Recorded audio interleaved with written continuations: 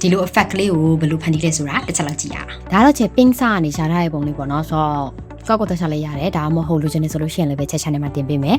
အဲ့တော့ဒါလေးကိုအရင်ဆုံးဘာလုပ်လဲမသိချဲတော့ smart object ဖြစ်လို့ပြီးသားလေးပေါ့နော် smart object လို့ထားတာလေးကိုသူ့ကို control J ဆိုပြီး copy ကူးလိုက်မယ်ကူးပြီးလို့ရှိရင် filter တဲ့က blur တဲ့က motion blur ကိုသွားမယ်အဲ့ motion blur မှာဆိုလို့ရှိရင်ခြေရတရားလေးကို150လောက်ထားလိုက်မယ်နော်150တဲ့ဟာကို okay လုပ်လိုက်မယ်အဲ့မှာ तू ကဒီနေရာမှာဆိုလို့ရှိရင်လုံးလုံးဘလားဖြစ်သွားပြီလေအဲ့တော့မှချက်ဒီဘက်မျက်နှာလေးတစ်ချောင်းမလိုချင်ပြန်ဖြတ်ချင်တယ်ပေါ့နော်ပြန် cancel ချင်တယ်ဆိုတော့သူ့ကို layer mask တက်လိုက်မယ် layer mask တက်ပြီး default color ထားပါမယ်ချက် black and white မဟုတ်ဘူးဆိုလို့ရှိရင် D ကိုတစ်ချက်နှိပ်ပြင်မယ်နော်အဲ့လိုမှ तू က black and white ကိုblack and white ဖြစ်သွားမယ်ပြီးလို့ရှိရင် B ကိုတစ်ချက်နှိပ်ပါမယ် B ဆိုတာကတော့ brush 2ကိုရွေးလိုက်တာဖြစ်ပါတယ်အဲ့ဒါက hotkey လေးနဲ့ပေါ့နော်ဒီထဲသွားပြီးနှိပ်လဲကိစ္စတော့မရှိပါဘူး Jeremy ကျင်တို့ black brush 2 B လေးနှိပ်ပြီးရွေးလိုက်တယ်အမှသူ့ကိုဒီလိုမျိုးလေးလုပ်လိုက်တော့ခါကြတော့ချမ်းကပြန်ပြတ်သွားပြီပေါ့နော်အဲ့လိုလုပ်တဲ့အခါမှာ Cherry 3ထားမှာကဒီ layer max ကိုပဲ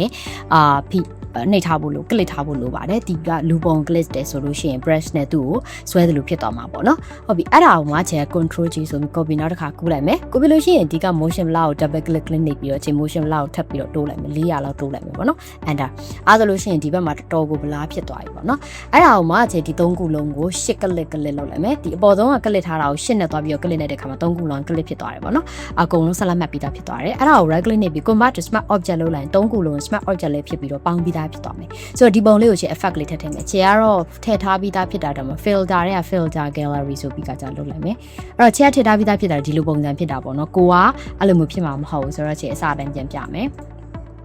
အဲ့တော့ပထမဦးဆုံးချေရွေးတဲ့effect ကတော့ဘာလို့ဆို sketch ထည့်ရပေါ့နော်ဒီမှာ graphic band ဆိုတဲ့ဥစ္စာလေးကိုရွေးလိုက်တာပါအဲ့ graphic band ဆိုတဲ့ထဲမှာ horizontal ဆိုတာလေးကို